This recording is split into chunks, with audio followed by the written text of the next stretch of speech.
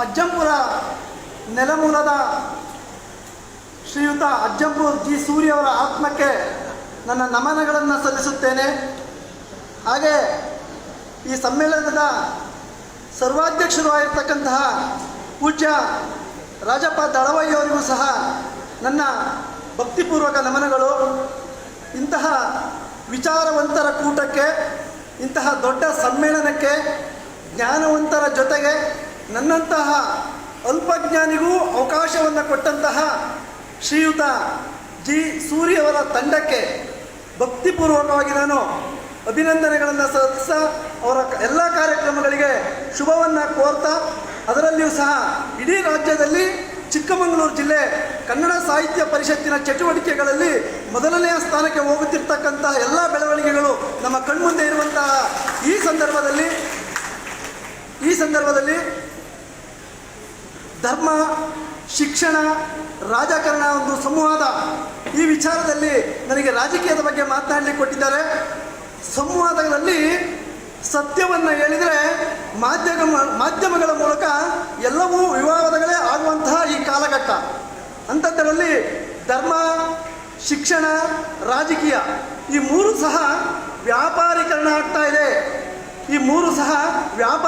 ಆಗ್ತಾ ಇದೆ. ಧರ್ಮಕ್ಕೂ ಬೇಕಿತ್ತು, ಶಿಕ್ಷಣಕ್ಕೂ ಬೇಕಿತ್ತು, ರಾಜಕೀಯಕ್ಕೂ ಬೇಕಿತ್ತು. ಆ ಮೂರಕ್ಕೂ ಸಹ ಮಾತೃ ಹೃದಯ ಬೇಕಿತ್ತು. ಆ ಮೂರಕ್ಕೂ ಸಹ ಪಿತೃ ಜವಾಬ್ದಾರಿ ಬೇಕಿತ್ತು.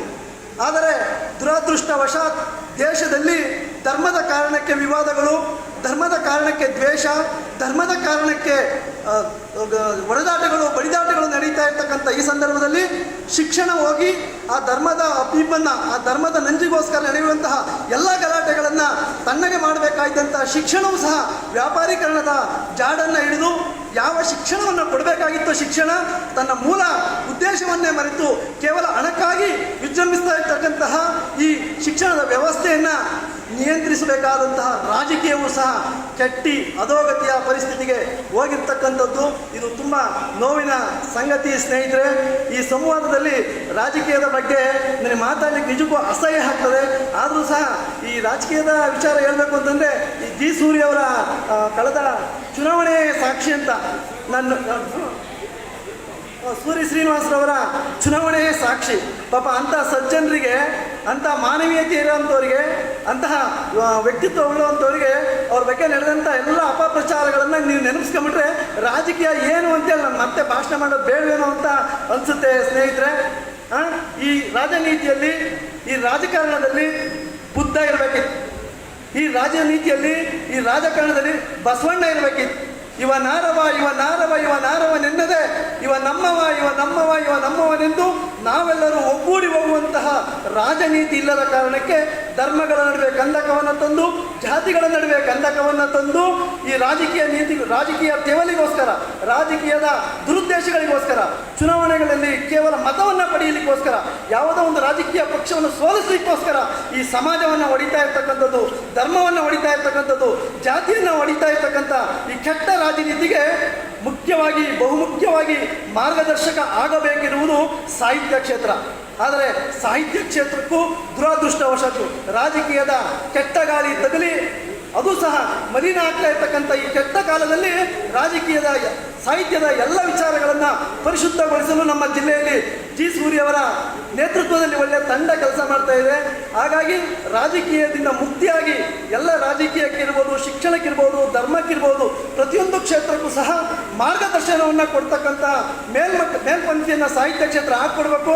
ಆ ನಿಟ್ಟಿನಲ್ಲಿ ಜಿ ಸೂರ್ಯ ಅಂತವರು, ನಮ್ಮ ರಾಜಪ್ಪ ದಳವಾಯಿ ಅಂತವರು, ವೇದಿಕೆ ಮೇಲೆ ಕೂತಿರ್ತಕ್ಕಂಥ ಅನೇಕ ಸಾಹಿತಿಗಳು ಅತ್ಯಂತ ನಿಷ್ಠೂರವಾಗಿ ರಾಜನೀತಿಗೆ ಉಪದೇಶವನ್ನು ಮಾಡಬೇಕಾಗಿದೆ, ರಾಜನೀತಿಗೆ ಮಾರ್ಗದರ್ಶನವನ್ನು ಮಾಡಬೇಕಾಗಿದೆ, ಧರ್ಮವನ್ನು ಮೀರಿ ಮಾರ್ಗದರ್ಶನವನ್ನು ಮಾಡಬೇಕಾಗಿದೆ, ಜಾತಿಯನ್ನು ಮೀರಿ ಮಾರ್ಗದರ್ಶನವನ್ನು ಮಾಡಬೇಕಾಗಿದೆ. ಸ್ನೇಹಿತರೆ, ವಿಶೇಷವಾಗಿ ನಮ್ಮ ರಾಜನೀತಿಯಲ್ಲಿ, ನಮ್ಮ ರಾಜಕೀಯ ವ್ಯವಸ್ಥೆಯಲ್ಲಿ ನಾವು ಸಣ್ಣ ಇತಿಹಾಸವನ್ನು ನೆನಪಿಸ್ಕೊಳ್ಬೇಕು ಸ್ನೇಹಿತರೆ.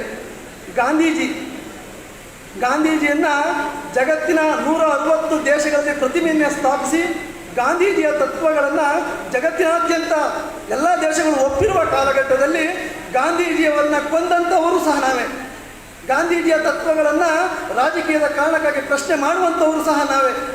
ಇಡೀ ಜಗತ್ತಿಗೆ ಗುರುವಾಗಿರ್ತಕ್ಕಂಥ ಗಾಂಧೀಜಿ ಭಾರತದಲ್ಲಿ ಪ್ರಶ್ನಾರ್ಹ. ಗಾಂಧೀಜಿ ಯಾವುದೋ ಒಂದು ಕಾರಣಕ್ಕೋಸ್ಕರ, ಧರ್ಮದ ಕಾರಣಕ್ಕೋಸ್ಕರ ಹೆಸರನ್ನ ಬಳಸ್ಕೊಳ್ತಕ್ಕಂಥದ್ದು, ರಾಜಕೀಯಕ್ಕೋಸ್ಕರ ಹೆಸರುಗಳನ್ನ ಬಳಸ್ಕೊಳ್ತಕ್ಕಂಥದ್ದು, ಇಂಥ ವಿಶ್ವ ವ್ಯಕ್ತಿಯನ್ನ, ವಿಶ್ವ ಮಾನವನನ್ನ ನಾವು ಸಣ್ಣವನಾಗಿ ಕಂಡಂಥವರು. ಇಂತಹ ರಾಜಕೀಯ ವ್ಯವಸ್ಥೆಗೆ ನಮ್ಮ ಸಾಹಿತ್ಯ ನಿಜಕ್ಕೂ ಮಾರ್ಗದರ್ಶನ ಆಗಬೇಕು. ಈ ಮಾರ್ಗದರ್ಶನದ ಮೂಲಕ ಈ ಮಲಿನಗೊಂಡಂತಹ ಎಲ್ಲ ಮನಸ್ಸುಗಳನ್ನ ನಾವು ತೊಳಿಬೇಕು ಎಂತಕ್ಕಂಥ ಆಶಯವನ್ನು ವ್ಯಕ್ತಪಡಿಸ್ತಾ, ಅದೇ ರೀತಿ ಅಂಬೇಡ್ಕರ್ ಅವರು ಸಂವಿಧಾನವನ್ನು ಕೊಟ್ಟು ನಮಗೆ ಜೀವನವನ್ನು ಕೊಟ್ಟಂಥವರು. ಅಂಬೇಡ್ಕರ್ ಅವರ ಹೆಸರಲ್ಲಿ ಇಡೀ ಜಗತ್ತು ವಿಶ್ವ ಜ್ಞಾನ ದಿನವನ್ನಾಗಿ ಆಚರಿಸ್ತಾ ಇದೆ. ವರ್ಲ್ಡ್ ನಾಲೆಡ್ಜ್ ಡೇ ಅಂಬೇಡ್ಕರ್ ಅವರ ಹೆಸರಿನಲ್ಲಿ ಆಚರಿಸ್ತಾ ಇದೆ. ಅಂಬೇಡ್ಕರ್ ಅಂತ ವ್ಯಕ್ತಿ ಬೇಕಿತ್ತು ಆಶಯವನ್ನು ಇಡೀ ಜಗತ್ತು ಒಪ್ಪಿಸ್ಬೇಕಾದ್ರೆ ಅಂಬೇಡ್ಕರ್ ಅವರನ್ನ ನಾಮಕಾವಸ್ಥೆಗೆ ಇಟ್ಕೊಂಡು, ಅಂಬೇಡ್ಕರ್ ಅವರ ಫೋಟೋವನ್ನು ಇಟ್ಕೊಂಡು ಹಿಂಬದಿಯಲ್ಲಿ ನಾವು ಎಲ್ಲ ರಾಜಕೀಯ ನೀತಿಗಳನ್ನು, ಅಂಬೇಡ್ಕರ್ ಅವರು ಕೊಟ್ಟಂಥ ಎಲ್ಲ ರಾಜಕೀಯ ನೀತಿಗಳನ್ನು ತುಳಿದು ಅಳಿಸಿ ಹಾಕುವಂತಹ ವ್ಯವಸ್ಥಿತ ಸಂಚು ಈ ದೇಶದಲ್ಲಿ ನಡೀತಾ ಇರ್ತಕ್ಕಂಥ ಈ ಸಂದರ್ಭದಲ್ಲಿ ಅಂಬೇಡ್ಕರ್ ಅವರು ಏನು ನಮ್ಮ ದೇಶಕ್ಕೆ ಸಂವಿಧಾನವನ್ನು ಕೊಟ್ಟಿದ್ರು ಅದು ಯಥಾವತ್ ಈ ದೇಶದಲ್ಲಿ ಉಳಿಬೇಕು ಎಂತಕ್ಕಂಥ ರಾಜನೀತಿ ಈ ದೇಶದಲ್ಲಿ ತಲೆ ಎತ್ತಬೇಕಾಗಿದೆ. ಅಂಬೇಡ್ಕರ್ ಅವರ ಎಲ್ಲ ರಾಜನೀತಿಗಳು, ಅಂಬೇಡ್ಕರ್ ಹೊರಡಿಸಿರ್ತಕ್ಕಂಥ ಎಲ್ಲ ಧಾರ್ಮಿಕ ನೀತಿಗಳು, ಅಂಬೇಡ್ಕರ್ ಬಯಸಿದಂಥ ಎಲ್ಲ ಶಿಕ್ಷಣ ನೀತಿಗಳು ಈ ದೇಶದಲ್ಲಿ ಮರುಕಳಿಸಿ ಅವುಗಳನ್ನು ಸ್ಥಾಪಿಸಿ ಅವುಗಳನ್ನು ಬೆಳೆಸತಕ್ಕಂಥ ವ್ಯವಸ್ಥೆಗೆ ನಮ್ಮ ಸಾಹಿತ್ಯ ಕ್ಷೇತ್ರವೂ ಸಹ ನಿಷ್ಠೂರವಾಗಿ ಮಾರ್ಗದರ್ಶನವನ್ನು ಮಾಡಬೇಕಾಗಿದೆ ಸ್ನೇಹಿತರೆ. ಇದರ ಜೊತೆಗೆ ಅತ್ಯಂತ ಕೆಟ್ಟ ಕಾಲಘಟ್ಟ ಅಂತಂದರೆ ಇತ್ತೀಚಿನ ಕೆಲವು ಬೆಳವಣಿಗೆಗಳನ್ನು ನೀವು ಗಮನಿಸಿದ್ದೀರಿ. ಅದನ್ನು ಹೇಳಿದ್ರೆ ಧರ್ಮದ ಹೆಸರಿನಲ್ಲಿ ಬೇರೆ ಬೇರೆ ಸ್ವರೂಪವನ್ನು ಪಡ್ಕೊಳ್ತಾ ಇದೆ. ಬಹಳಷ್ಟು ತುರ್ತಾಗಿ ನಮಗೆ ಬೇಕಾಗಿರ್ತಕ್ಕಂಥದ್ದು ಬಸವಣ್ಣನ ನೀತಿ ಮತ್ತು ಬುದ್ಧನ ನೀತಿಗಳು. ದೇವೇ ಧರ್ಮದ ಮೂಲವಯ್ಯ ಈ ಪದ ಈಗ ದ್ವೇಷವೇ ಧರ್ಮದ ಮೂಲವಯ್ಯ ಎನ್ನುವಂತಹ ಮಟ್ಟಕ್ಕೆ ನಾವು ತೆಗೆದುಕೊಂಡು ಹೋಗಿರ್ತಕ್ಕಂಥ ನಮ್ಮ ರಾಜಕೀಯ ವ್ಯವಸ್ಥೆಗೆ ನಾವು ಈ ಸಂದರ್ಭದಲ್ಲಿ ಒಂದು ಧಿಕ್ಕಾರವನ್ನು ಪಕ್ಷಾತೀತವಾಗಿ, ನಾವು ಜಾತ್ಯತೀತವಾಗಿ ಹೇಳಬೇಕಾಗಿದೆ ಸ್ನೇಹಿತರೆ. ಜಾತ್ಯತೀತವಾಗಿ ಹೇಳಬೇಕಾಗಿದೆ. ಈ ಧರ್ಮದ ಮೂಲಕ ಈ ದೇಶಕ್ಕೆ ಶಾಂತಿಯನ್ನು ಕೊಡಬೇಕಾದಂಥ ನಮ್ಮ ರಾಜಕೀಯ ವ್ಯವಸ್ಥೆ, ರಾಜನೀತಿಗಳೆಲ್ಲವೂ ಸಹ ದ್ವೇಷವನ್ನು ಹಚ್ಚಿ ಕೊಲೆಯನ್ನು ಮಾಡುವುದ್ರ ಮೂಲಕ, ಅದ್ರ ಮೂಲಕ ಮತವನ್ನು ಗಳಿಸುವುದ್ರ ಮೂಲಕ ಈ ವ್ಯವಸ್ಥೆಯಲ್ಲಿ ಜಾತಿಗಳ ನಡುವೆ ಗೋಡೆಗಳನ್ನು ಕಟ್ಟತಕ್ಕಂಥದ್ದು, ಧರ್ಮಗಳ ನಡುವೆ ಗೋಡೆಗಳನ್ನು ಕಟ್ಟತಕ್ಕಂಥದ್ದು, ಆ ಮೂಲಕ ಎಲ್ಲ ಬಸವಣ್ಣ ನೀತಿಗಳನ್ನು, ಬಸವಣ್ಣನ ಹುಟ್ಟಿದ ನಾಡಿನಲ್ಲಿಯೇ ನಾವು ಅಳಿಸಿ ಹಾಕ್ತಕ್ಕಂಥ ಎಲ್ಲ ರಾಜಕೀಯ ವ್ಯವಸ್ಥೆಗಳಿಗೆ ಈ ವ್ಯವಸ್ಥೆ ಕಾರಣ ಆಗ್ತಾ ಇದೆಯಲ್ಲ. ಇಂಥ ಅವ್ಯವಸ್ಥೆಗೆ ನಾವು ಸಾಹಿತ್ಯದ ಮೂಲಕ ಉತ್ತರವನ್ನು ಕೊಟ್ಟರೆ ಮಾತ್ರ ಬಸವಣ್ಣ ಮತ್ತೆ ಈ ಕನ್ನಡ ನಾಡಿನ ಅವರೆಲ್ಲ ಸಾಹಿತ್ಯವು, ಅವರೆಲ್ಲ ವಚನಗಳು ಸಹ ಈ ನಮ್ಮ ಬದುಕಿನಲ್ಲಿ, ಸರ್ಕಾರದ ವ್ಯವಸ್ಥೆಗಳಲ್ಲಿ, ರಾಜಕೀಯ ಪಕ್ಷಗಳಲ್ಲಿ, ಧರ್ಮದ ಮುಖ್ಯಸ್ಥರಲ್ಲಿ ಬಸವಣ್ಣ ಮತ್ತೆ ಮೇಳೈಸಬೇಕಾಗಿದೆ, ಬಸವಣ್ಣ ಮತ್ತೆ ಹುಟ್ಟಬೇಕಾಗಿದೆ. ಆ ಬಸವಣ್ಣನ ಅಷ್ಟು ವಿಚಾರಗಳು ನಮ್ಮ ವ್ಯವಸ್ಥೆ ಒಳಗಡೆ ಬರಬೇಕಾಗಿದೆ ಸ್ನೇಹಿತರೆ.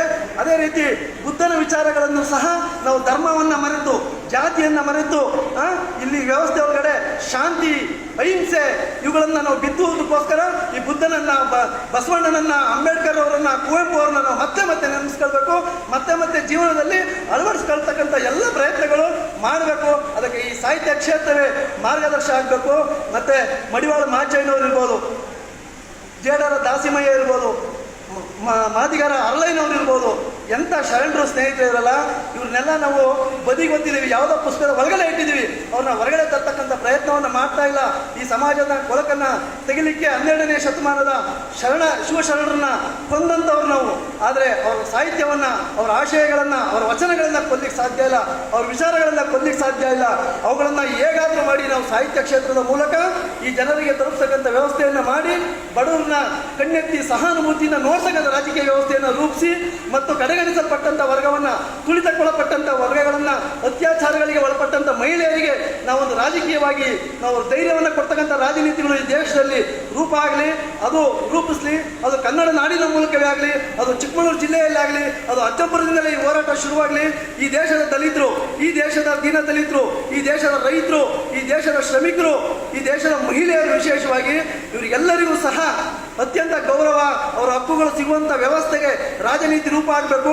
ಅಂಥ ರಾಜನೀತಿಗೆ ನಾವು ಮಾರ್ಗದರ್ಶಕರಾಗಿ ಸಾಹಿತ್ಯ ಕ್ಷೇತ್ರ ನಿಲ್ಲಲಿ ಅಂತಕ್ಕಂಥ ನನ್ನ ಆಶಯದ ನುಡಿಗಳನ್ನು ಆಡಿ ನನ್ನನ್ನು ಇಲ್ಲಿ ಕರೆಸಿ ಇಷ್ಟು ಮಾತನಾಡಲಿಕ್ಕೆ ಅವಕಾಶ ಕೊಟ್ಟಂಥ ಸನ್ಮಾನ್ಯ ಜಿ ಸೂರ್ಯವರ ತಂಡಕ್ಕೆ ನಾನು ಹೃತ್ಪೂರ್ವಕವಾಗಿ, ಸೂರ್ಯ ಶ್ರೀನಿವಾಸ್ ಅವರ, ನನಗೆ ಅಜ್ಜಂಪುರ ಜಿ ಸೂರ್ಯ ಅವರು ಮರಿಲಿಕ್ಕೆ ಆಗಲ್ಲ ನನಗೆ ಪದೇ ನೋಡಿ ಸೂರ್ಯ ಶ್ರೀನಿವಾಸ್ ಅವರು ಬಿಟ್ಟು ಅವ್ರ ಹೆಸರೇ ನೆನಪು ಬರ್ತದೆ. ಕಾರಣ ಅಷ್ಟೇ, ಅವರ ಮಟ್ಟಕ್ಕೆ ಜನಗಳ ಪ್ರೀತಿಯನ್ನು ಗಳಿಸಿದ್ರು. ನಾನು ಉದ್ದೇಶಪೂರ್ವಕವಾಗಿ ಹೇಳ್ತಾ ಇಲ್ಲ ಸೂರ್ಯ ಶ್ರೀನಿವಾಸ್ ಅವರ ಹೆಸರನ್ನು ಬಿಟ್ಟು, ಆದರೆ ಅಜ್ಜಂಪುರ್ ಸೂರ್ಯ ಅವರ ಪ್ರಭಾವ ಎಷ್ಟಿದೆ ಅನ್ನೋಕ್ಕೆ ನನ್ನ ಬಾಯಿ ತಪ್ಪಿ ಬರ್ತಾ ಇದೆಯಲ್ಲ ಪದೇ ಪದೇ ಹೆಸರು. ಅದ್ಯಾಕಾದ್ರೆ ಎಷ್ಟೋ ಭಾಳಷ್ಟು ದಿನ ಆಯಿತು ನೆನೆಸ್ಕೊಂಡಲೆ ಪುನಃ ಅವರ ಹೆಸರು ನನ್ನ ಬಾಯಿನಲ್ಲಿ ಬಂದಿದೆ. ಆ ಪೂಜ್ಯರು ಇವತ್ತು ಇರಬೇಕಾಯಿತು, ಅವರ ಆತ್ಮಕ್ಕೆ ನಿಜಕ್ಕೂ ಶಾಂತಿ ಸಿಗ್ತಾ ಇತ್ತು. ಇವತ್ತು ಈ ಸಂತೋಷಗಳನ್ನು ನೋಡಿ, ಈ ಸಾಹಿತ್ಯದ ಸಂಭ್ರಮವನ್ನು ನೋಡಿ, ಈ ಸಾಹಿತ್ಯದ ವಿಚಾರಧಾರೆಗಳನ್ನು ನೋಡಿ ಅವ್ರು ನಿಜಕ್ಕೂ ಅವರ ಆತ್ಮ ಸಂತೋಷಗೊಂಡಿದೆ ಅಂತ ನಾನಾದರೂ ಭಾವಿಸ್ತಾ, ಇದೇ ರೀತಿ ಸಾಹಿತ್ಯ ಕ್ಷೇತ್ರದ ಎಲ್ಲ ವ್ಯವಸ್ಥೆಗೆ ನಾನು ನನ್ನ ಕೈಲಾದ ಸಹಾಯವನ್ನು ಮಾಡುವುದರ ಮೂಲಕ ಅವರೆಲ್ಲ ಸಾಹಿತ್ಯ ಚಟುವಟಿಕೆಗಳಿಗೆ ನಾನೊಬ್ಬ ಚಿಕ್ಕವನಾಗಿ ಅಲ್ಪ ಕಾಣಿಕೆಯನ್ನು ಕೊಡುವುದರ ಮೂಲಕ ನನ್ನ ಎಲ್ಲ ವ್ಯವಸ್ಥೆಗಳಲ್ಲಿ ನಾನು ಭಾಗಿಯಾಗ್ತೀನಿ ಅಂತಕ್ಕಂಥ ಆಶಯವನ್ನು ವ್ಯಕ್ತಪಡಿಸಿ ಎಲ್ರಿಗೂ ನಮಸ್ಕಾರ ಹೇಳಿ ನನ್ನ ಪುಟ್ಟ ಭಾಷಣವನ್ನು ಮುಗಿಸ್ತಾ ಇದ್ದೇನೆ. ಎಲ್ರಿಗೂ ನಮಸ್ಕಾರ.